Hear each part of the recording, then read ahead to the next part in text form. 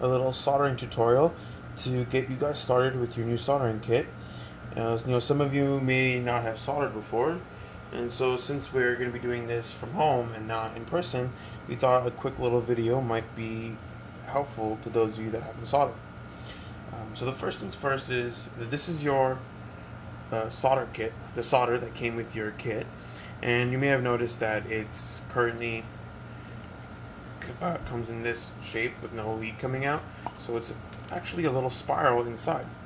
So what I recommend is just pulling one of those leads out and feeding it through here. Alright, and that way you have a little convenient feed for your solder. Alright, so here I have my soldering iron plugged in. So I've noticed that there is no power switch for this iron, so be mindful of the iron once it's plugged in, because it is on, it is very hot, and you can get some very serious burns from coming into contact with a working soldering iron. Alright, like we covered in the unboxing video, a lot of the soldering that you're going to be doing is most likely going to be soldering these male pins to these sensors. So as you can see, we have these pads, and so a lot of our soldering is basically going to be soldering these male pins onto those pads. And so what I like to do is, you can see, is I've selected how many, and by pressing the sensor, I know how many pins I need for this specific sensor, which is this one is the accelerometer. So you could use scissors. I'm going to use my flush cutters because that's what I currently have with me. And so, as you can see, I need 6 pins. So I rest it on here to get the number of pins. I line up here, so I'm going to take this guy off, and you might be able to see here that there are actually these tiny little grooves in between each pin. So I know I need 6, so I'll put this guy back on just to make sure. And I'm going to line up my flush cutter with the groove, and I'm going to cut. I suggest you aim down because sometimes these have a tendency to launch. Alright, now I have my pin. So what I like to do is I'm going to put this pin on the breadboard, and now I'm going to rest the sensor on the pin. And so what you want to do, just in case you may not have noticed, you have a long side and a short side. So that long side is more ideal for plugging into the breadboard, while the shorter side is better suited for actually soldering onto the sensor. So you take the long side, plug it into the breadboard, and rest the sensor on the short side. And so what I like to do, you can leave it like this if you want, but I wouldn't suggest it. You'll get a better connection with this sensor perfectly perpendicular. So what I would do, get your iron, and you can see I've wet my sponge as well. And so this, all you really need to do for the sponge, just pour some water onto the sponge itself. Kind of squeeze it out so that all the water has gone has been strained from the sponge, because you don't want this soaking wet. You just need it damp, just so for the iron itself. And then if you have a your own soldering station at home, I would highly suggest you use, this is kind of like copper wool. I actually believe this is zinc. I suggest you use this instead of the sponge, but if not, that's fine. The sponge is more than enough. And so I didn't show actually wetting the sponge just because you would need a sink to do this, and I don't have a sink in my lab where I have all the little soldering get up. But again, like, all you have to do is just wet it, squeeze out the water, and you're good to go. So what I like to do is I get my soldering iron and start putting some solder onto the actual iron. So you can see, getting a nice coat of solder. And so now, come back here, place the sensor on the pins, and make sure that my board is perpendicular, and I get solder on one of the pins.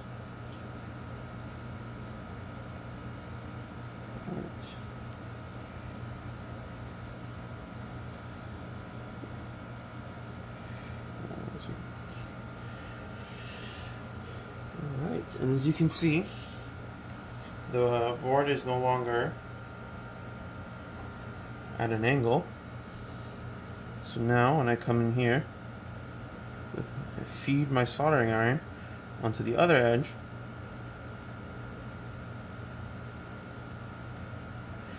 I've now created an anchor point. So now this board is going to stay perpendicular.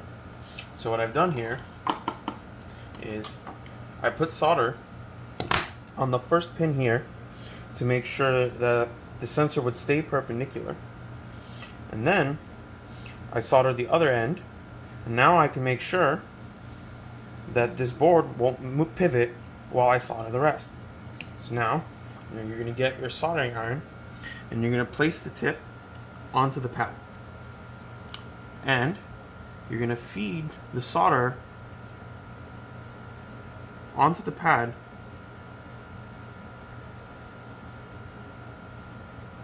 while you keep the soldering iron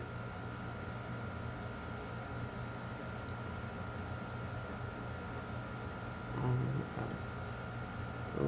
Okay. Excellent. I'll do this one here.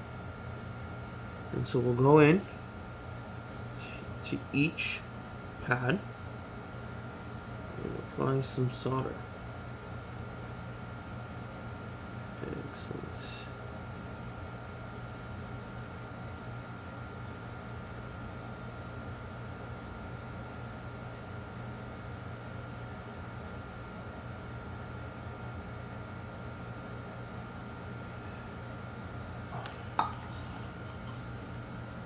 There we go.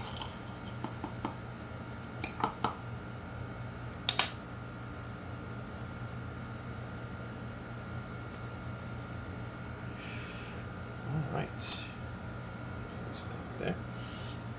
And just like that, sensor is soldered. And so one of the things that I wanted to cover, so as you can see, I'm going to switch camera angles. What we have here are cones.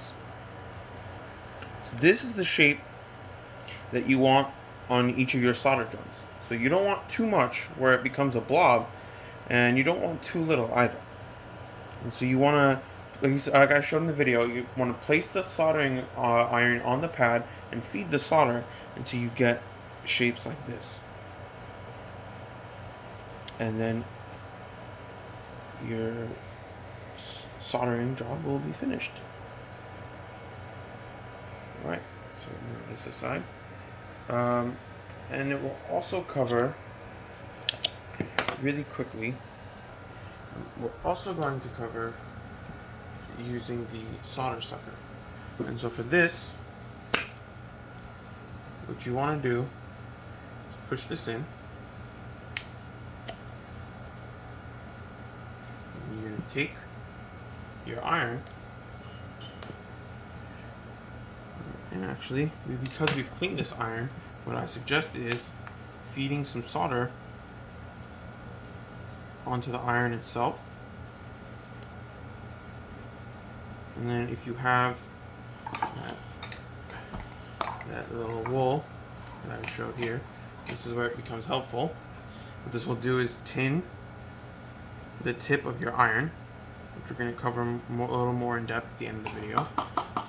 But it's essentially making sure that you have this light coating of solder on the soldering iron. And so what we'll do here, you'll apply Well, actually, let's place this here on the breadboard, just to make it our lives a little easier.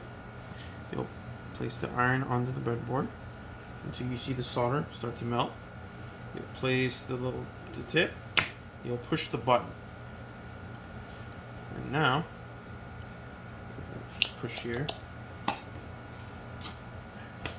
this guy here. If we zoom in, if you look at the pad here, we'll see that the solder has been removed. It's as easy as that. Just push, heat up the soldering iron, or heat up the pad with the soldering iron, and then hover over the pad and push this button on the side. Just like that, you have desoldered the pad. And yeah, so the one we talked about was tip tinning.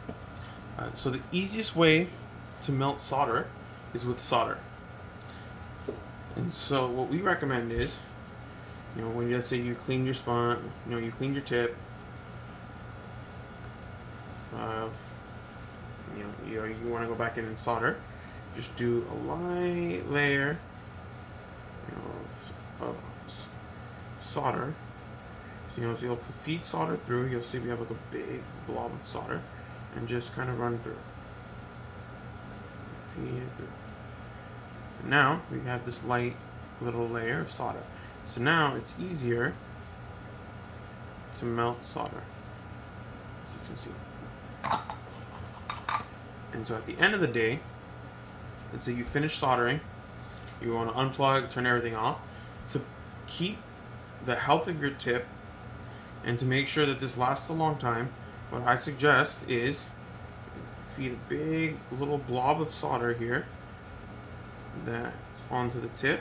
If you can manage both sides, I would suggest it. Because if you can see here, we have a big little kind of lump of solder. So what I suggest is put that lump of solder and turn off the iron. Let it rest. And so what will happen is, as the iron cools, that blob of solder will stay there. And that solder will help prevent your tip from oxidizing. And this is something that we do to increase the longevity of your iron. And this is true for any tip, whether it's the cheapest soldering iron or the most expensive. This is common practice in the industry, that when you have these, when you have these soldering irons, when you have these tips, especially very large tips like this one, that you leave some solder on the tip to keep it from oxidizing. Alright, and with that, I think we're done. You'll repeat the same step for every sensor, which is why we're only doing one. In fact, the Spark Fun Thing Plus will probably be the easiest, because you have pins on both sides, and so there's no kind of balancing. You just rest it and you solder. But for the OLED, for the pulse sensor, you'll go through the same thing. As you said on the video, it's really simple. As long as you follow those steps, place the pin, cut the male pins, put them on the breadboard, put the sensor on, hold it steady just so it's perpendicular. You get a blob of solder, put it on, and from there just solder all the pins, and you'll be set. Alright, good luck, and we'll see you in the next video.